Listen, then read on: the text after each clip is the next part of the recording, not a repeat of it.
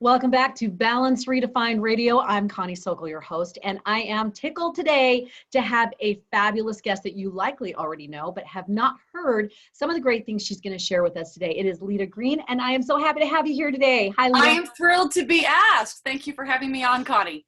Yay! We are going to just jump right in because, as you know, time is short and I want to make sure you get all the juicy stuff we want to share today. But if you do not know Leta, she is amazing. We're talking speaker, author, makeup artist, mom, magical me, right? And we're talking 2 TEDx talks under her belt and multi-million-dollar image consulting business that she had before. So lots and lots of talents and abilities. And yet, the biggest thing that she focuses on, or one of the big things she focuses on, is staying connected to others, which I think is so fabulous, that we don't get so fragmented that we forget what's the most important and key thing. So today, we're going to talk about that. How do we more fully connect with people, especially connect with ourselves, connect with others, connect even when we feel nervous or shy or fearful? Especially when we feel nervous or shy. Exactly, because all of that kind of plays into how we respond to people and then how they're going to respond to us. And it's a kind of one big cycle. So we're going to jump right in. Tell me, how did you even get into talking about and focusing on connection with others? Because you really are big about that. Why is that? Well, because I was that kid that everyone overlooked. I didn't have all of my teeth. I was at 13, I could bench press 165 pounds. I grew up in Provo, Utah, which is, people are kind of more of the same as their neighbor kind of thing. And my dad was a trucker and there was a lot of broken down vehicles in our front yard. And so, we just, one of these things is not like the other. And I had observed and noticed and looked around. I was kind of quiet then, but I was still an extrovert, which sometimes, an introvert doesn't, introvert just means they gain energy by being by themselves. And an extrovert gains energy by being around people. So I was an extrovert that was quiet and just kind of observed and noticed, and how some people could connect with others. And it didn't take being loud. Now, if you know me, you know that I'm loud. I'm like the lady that's loud in the room. That's not the magic. It's not how loud you are. It's really, the heart focus that we'll talk about. But I started because I knew what it was like to be overlooked. And as I started to gain people seeing me, I didn't want to be guilty of giving what had hurt me so much. Oh, and I love that. That inborn, innate kind of thing of, I know what that's like, I'm going to do it differently, and then making that choice to make it different. So what are some of the things you've done over the years to create those connections, especially with strangers or with people that you kind of want to get to know, but you just don't, like, when you're in 7th grade, or it's different than when you're in 2nd grade and you can go, hi, I want to be my friend, let's go play. But you can't do that as a woman. As I talk to different women, they're feeling so lonely and they don't know how to create those connections and those friendships or even overtures. Right. So first off, it's almost an oxymoron. You have to not worry as much about what people think of you than what you think of you. And of course, the source of making sure what you think of you is true is what I call He who is awesome, right? So I also refer to him as my Heavenly Father, God, and I believe that He cares about me individually, and because He cares about me, the girl that has gone through some broken times, He cares about everyone. And so I'm more worried about, if you were to show this home video in heaven, and I walked by somebody who needed me that day, and I just walked by that opportunity, how would that play to everything that God has given me? So I'm more worried about what I think about me and what God thinks about me. And I have the blessing and the misfortune of having a daughter that lives with God. And one of the lessons that I learned with my daughter's life is she just looked right at people, just right at people. And here, all these years prior, I've been a makeup artist for 26 years, and I've worked in image and helping that first impression be awesome and everything. All these years, I would tell women to look in the eyes and, really soak up who you are and be kind to you. And we all know that's the soul and the pathway to the subconscious mind and all of that. Yes. But really, it's, you gotta do you, right? And you gotta do it from a place of truth. And so if you're more worried about that, if you kind of fumble over your words with people, it's okay. Because if you're worried about having that perfect approach, you're not gonna have that, because it's a skill you have to practice. Yes. And so if you're like, oh, I wonder if they like me or not, that's the wrong foundation to build it on. You have to start first with your source of power, reflecting that out. And get that clarity. So if women that are listening are saying, yeah, I know that, and I want to do that, but I just don't know how to connect to myself. I don't know how to get clear about who I really am with all these messages that I'm hearing. I know that's not exactly that connection, but it is for ourselves, getting clear about those messages that we send to ourselves. What suggestions do you have to help them get clear about that? Shameless plug of my book, How to Appreciate Your Hotness, has 15 steps to get there. One of the easiest ways, and I think is a great skill to practice, is when you're showing up at the grocery store, when you're going by the farmer's market, when you're running in to get your gas, all those different things that we all have to do, right? Until the little drones now drop everything. I just imagine what it's going to be like. We're all going to be like in our house like this, and drone drop everything. So until that time, just start looking up. Just start looking at other people. And if you need to kind of like look at what's their story, not in a judgmental sense, but looking in an empathy sense, right? Looking around, just seeing other people. I can promise you, because I've given this challenge to thousands of women, that just doing that will make you feel less lonely, because you're going to see some lady and you realize she's fighting a harder battle than you are today. Yes. Oh, that is so true. Yeah. I mean, we get so like, I'm fluent in sign language. We just get so where we can't see anything else. We're just seeing ourselves and our own problems.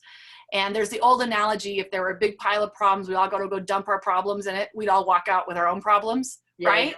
Yeah. Because they were tailor-made by a loving God for us individually. We all have a different purpose and a different path that hopefully will all lead us back to a place of with him, right? And everyone has their different version of that, but I know this one's true because my daughter dwells with him. And either I'm completely insane or I'm getting little from my daughter, and I know who she is because I birthed her and I got time with her. So I know that there is something beyond this right here and right now. And when you dig into that clarity of, like, if I'm important, then everyone's important. And I just start seeing other people. I just start looking at other people. Not only do my problems get a little bit better perspective, but then the next step is if you can just start saying, like, giving them a smile, or the mom with the screaming kid, you're doing good. Good job not beating them. Just hang in there. I'm always doing they grow up and they think you're awesome. Teenagers aren't bad. They're great. I just try to like some kind of positive affirmation or whatever to people. And I give myself a challenge when my kids were little to like, okay, mommy is going to make 5 people happy today. Oh, I love it. And then they can see that. Yeah. And then if mommy can make 5 people smile, that was the thing, then we would get a reward of going to the park or, a treat or, whatever. And I'm like, and it was teaching my kids some accountability and to love others. And I don't believe in stranger danger. And I did write a book on overcoming sexual abuse. And I don't think we have enough time, but most people are awesome. And 97 or something % of those that are molested by somebody they know. Yeah. So I think it's just as important to teach our children about recognizing the good feelings. It is to recognize the bad feelings that come from, like, who I call he who is poopy, right? Yes. To recognize those feelings, because they are going to be pulled every day. There's no all good people, and there's no bad people.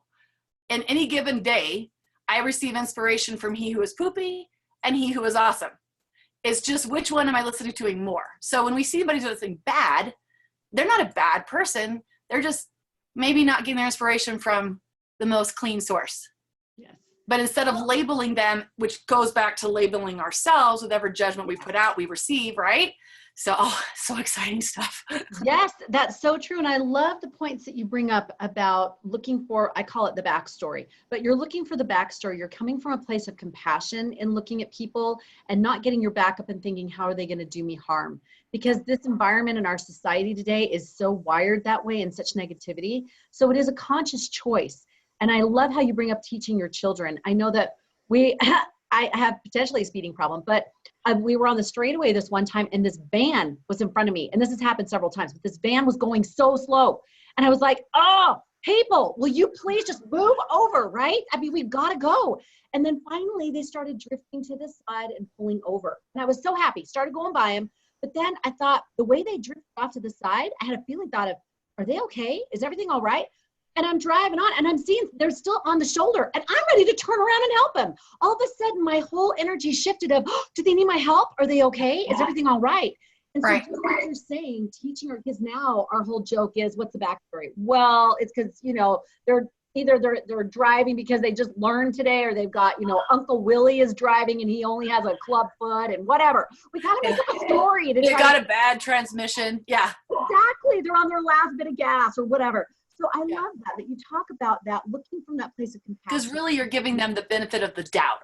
Yes. And saying they've got a story beyond what you're seeing. And so I love that. And looking in the eye, looking up, and then giving them a smile. These are super simple things. Yeah, now, I mean, these don't cost money. But the thing is, there's science behind this stuff is real. Like, I'm like, why am I so confident? And, you know, honestly, I got a lot of it from getting the scriptures were everything for me.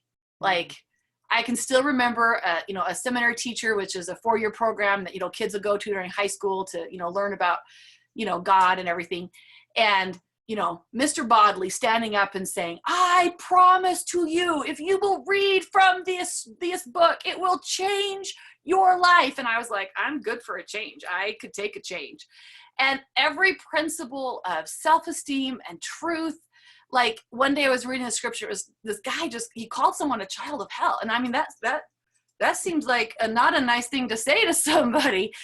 But you know what I learned from that, you know, what, you know, was whispered to me was manipulation and hinting and not being direct is not of God. Yes. Right? Yes. Clarity is kindness. Yes. Yeah, exactly. So here's the third tip. We're going to look up, we're going to smile, right? We're going to give the compliments, right?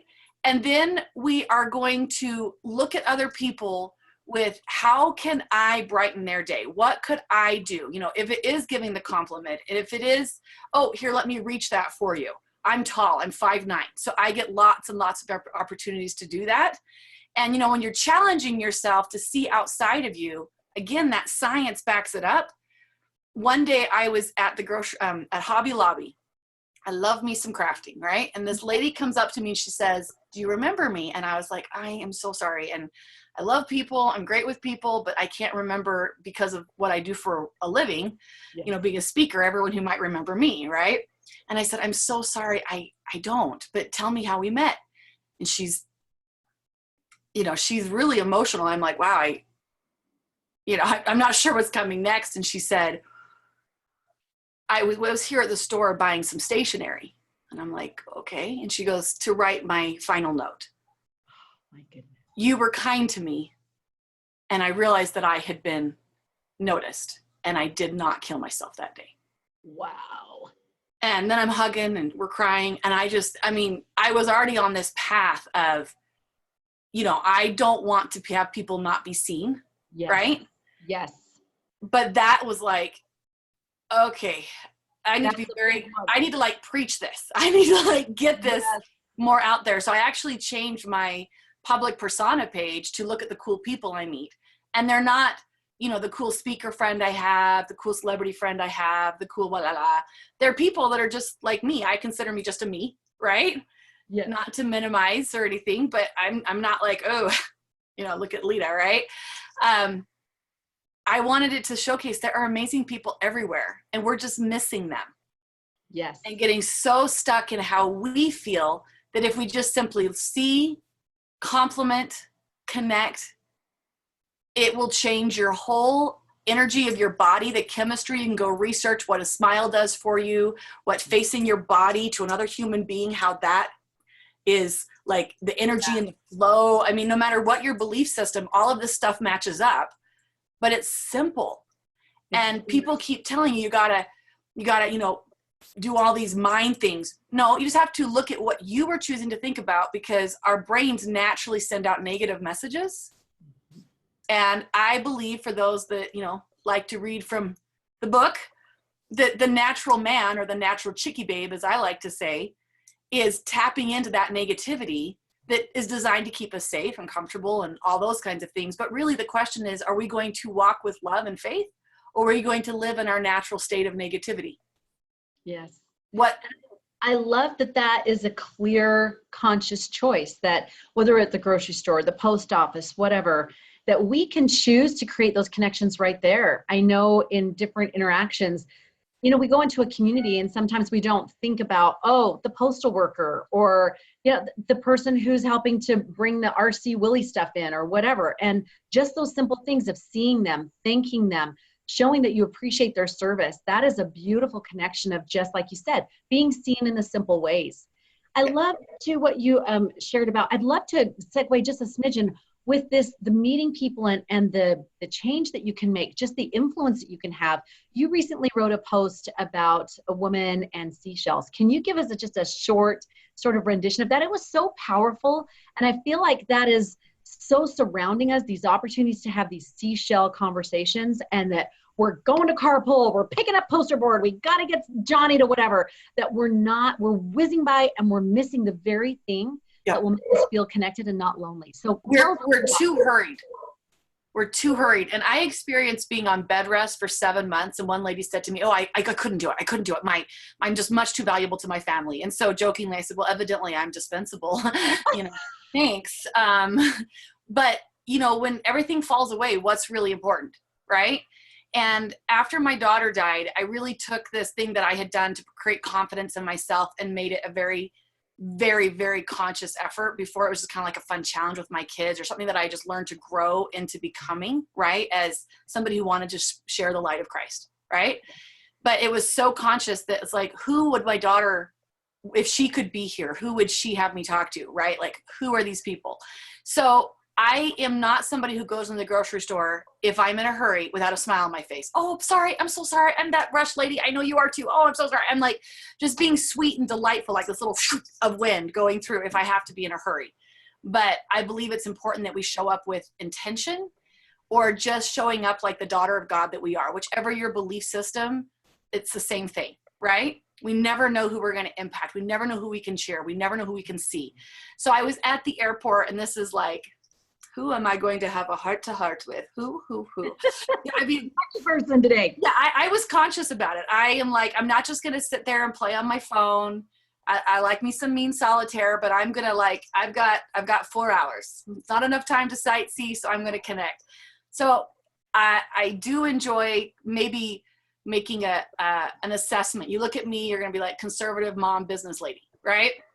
Of maybe finding the person that's a little bit maybe outside of my everyday associations, and seeing, when looking to them and looking to that conversation, to be able to love them and give them just love, right? Like just that validation. Love. Mm-hmm. And it challenges me to get out of my comfort zone a little bit. So maybe this is not a challenge you take on if you're brand new to this idea, but when you're take it in at stage 8.5, you know, start doing this. So this was my mindset, finding someone that, you know, maybe wasn't someone I'm going to be sitting in church next to. And I don't remember exactly how we got, but she started telling me all about these seashells and the point of her life, and how every turning point and a seashell had been given to her. And she knew it was the universe guiding her. And I was like, I literally just felt like this. Yes. Like this is a real thing. Like God is talking to her through seashells. This is really cool. And I felt that, just like if somebody was like, and Jesus Christ, I mean, I'd be like, right. I mean, I felt that same kind of thing. And so I mentioned something like, yeah, of course, God's talking to you. And she was like, what? Like, you believe in some man up there? I mean, she said man, like angry. I'm like, well, you know, I kind of believe he's not alone, but we won't get into that, you know? And I said, yeah, absolutely. And she's like, how? It would just, and it was just like she was having this whole thing in her brain. Mind shift. Yep. Yeah, this whole like, and she goes, it would just be so good to know. And then she kind of coughed, and I'm a speaker. And I'm that lady. I have a Boy Scout mom, so I'm always prepared. I got the stuff. I pull out this cough drop out of my coat jacket, and, you know, grab everything that's in there. And I open up my hand, and in my hand is about 35 cents, the cough drop I anticipated. and a little seashell. Mm. And we're both looking at it. And it was just like, there were no words that had to be said. We were just looking at it, and it was like, yeah. Answer. And so I just put it in her hand, and I shared with her my knowledge that God is real, because I know it. And I believe that those of us that know God, he will bring us more of his spirit, more of his love, more of his clarity, whatever it is, if you share it. Right? Mm. And isn't that's abundance? Anything good you share, it multiplies. And like I said, I have a daughter that dwells with him, and I would no more shame somebody else in front of my other living kids than I do want to shame him in front of my kid that's with God, right? And I just bore my heart out to her of how much I knew that God individually loved her. And it was just so, force field of sacred around us. And just, I can't look at a seashell today and not think of this friend that I gave her my card, and we were talking so much that she had to go, and I didn't get her phone number, and so I don't even remember her first name. But her seashells and how God communicates to his daughter through seashells will stay with me the rest of my life. And I have just tons of experiences like that. And that all from the intentional choice of who am I going to connect with, and moving forward in faith, and not in a place of, oh, I hope I don't get hurt or something like that. But instead being conscious and intentional and looking around and really thinking, who is it that I could connect with today? And even if someone listening is like, you know what, I've connected with people and I've never had such a dramatic experience. You never know those seeds that you have sown. You never know what difference you've made. I think of people throughout the years that I've sat and listened to their talk, or I've read their book, and I shamefully have never emailed or told them, you are amazing, you changed my life. But they so I mean, it's quiet little acts that change the course of our lives. And I grew up in a religious community, and I thank God for that. I thank God for that, because I have two siblings that are wrapped up in different forms of addiction. If by the grace of God, it could have been me, right? But it was sweet little conversations, little moments, just little teeny things of people who did connect with me, who did see me, that, I turned out to be pretty awesome. But I'll tell you, none of you would know my name if I hadn't buried a kid, because I was living my life awesome, quietly in my house, in my little neighborhood, and I'm super fun at a party, right? But I was very content, very happy, but my purpose was to take that in various ways to a higher, amount of people, larger audience or whatever. But we never need to minimize the connection. Is not about how many people you impact. It's about connecting with one. Yes. With one person. And of course, who is the ultimate example of that? Jesus Christ. He ministered and loved to the one. And I hope that when I run by someone with I gotta hurry, that there's that little spark in my eye when I smile at them and look in their eyes, even if I don't have time to stop, that I hope that it reflects my love and my devotion to my God. And you're a conduit of that. And I love that as we're talking and people are listening and thinking, well, how can I actually do this? I love that idea of taking it in steps. That if you don't feel comfortable having conversation, then start with just looking at someone in the eye. And then maybe saying, hi, that's it. There's no other obligation. You could just do a little like this. Yeah, just a little cute squeeze, like a little nod, just, hey, good to see you, kind of a feel. Yeah. Have a good day. It's very socially acceptable. Lovely afternoon. Yeah. Isn't it a great day? Online, Love it. I remember Amanda Dixon, she's a radio host here downtown, but she was sharing how she was at one of the kind of places like a Costco, and they were getting food and stuff, and it was exhausting, and people were busy, and it was lines, and it was during a busy season. And the lady who was doing it was she could tell she was just like worn to a thread. Yeah. And she was waiting to get her stuff, and the lady looked up at her, and they just kind of caught eyes, and she just mouthed the words, "Thank you so much." And that woman, it just shifted. It shifted her countenance. It shifted everything. And you think about that when you're going through a tough day, or when you have little children or even teenagers and someone's having a meltdown or whatever, and you just feel like, I just want to crawl back in bed. And someone says something like, "Thank you," or "You look great today," or something like that. And they just go on their merry way. Wow. The day is better already. So I love this. Yeah. I call it being hot, that we can burn people like a wildfire out of control, or we can draw them close to us or spark, right? Right. And, being a campfire is better, and it's hotter than a wildfire per molecule, right? So, this is why I'm called not just because I'm incredibly good looking, right? And but the thing, it all starts, you have to decide. Yes. There is nothing that will happen in your life unless you decide to shift how you're thinking. And that makes all the difference.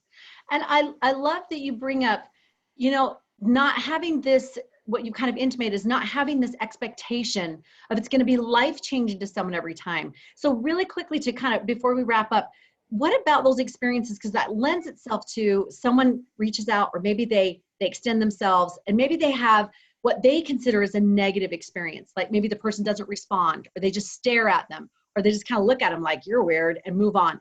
What do you say to someone who's going to try to take this advice, and then they have this sort of a negative experience where they go, well, I'm not doing that again? And you will. There are people that are grumpy. Now, I then, of course, am like, you are challenge accepted. Yeah, yes. Like I will worm my way in, kind of thing. But just made a joke. It didn't work. Just kind of, okay, just kind of let it go.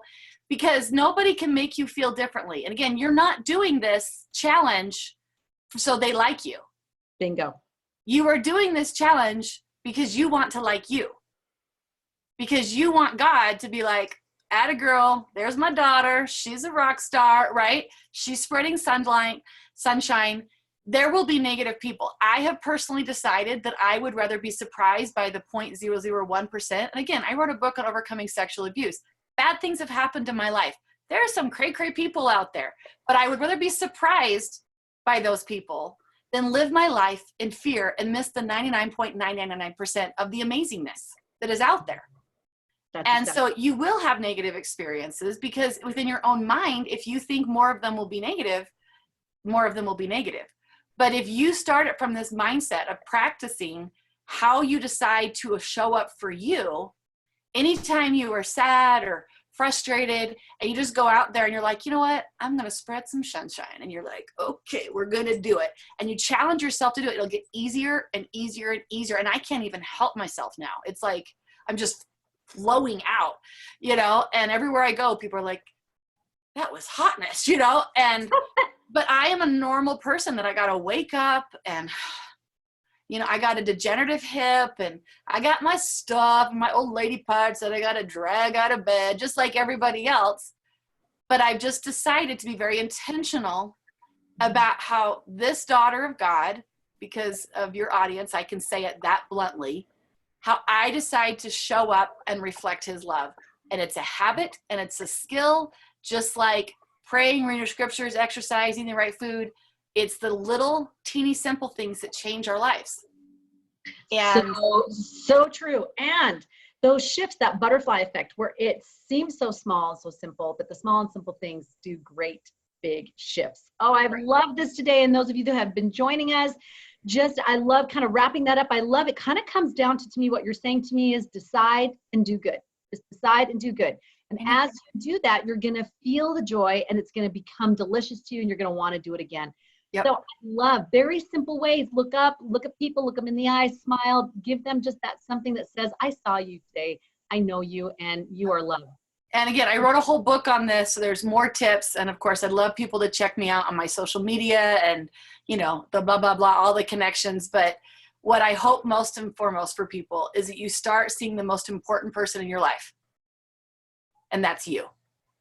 Bingo. Start connecting with kindness, with love, with compliments, with not overtasking yourself. Start connecting with you. And it will be a lifelong challenge, but I hope you're all saying challenge accepted. And where, if they specifically want to reach you, yes, social media, but do you have a website that you want them to actually go to?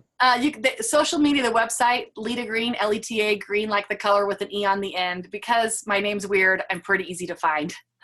Wonderful. And you have books there, scheduled for speaking, and connect more, ask any questions, get more information of what we've been talking about today. Thank you so much, Leta, for sharing with us today about simple connections, just being able to aside and do good. It sounds fabulous. I'm going to be practicing that as soon as we get off here. Awesome. So thankful. And remember, if you want more of this, just subscribe below. Feel free to make comments. We'd love to hear how this is making a difference in your life. And remember, as always, make this year your year. Get balance redefined.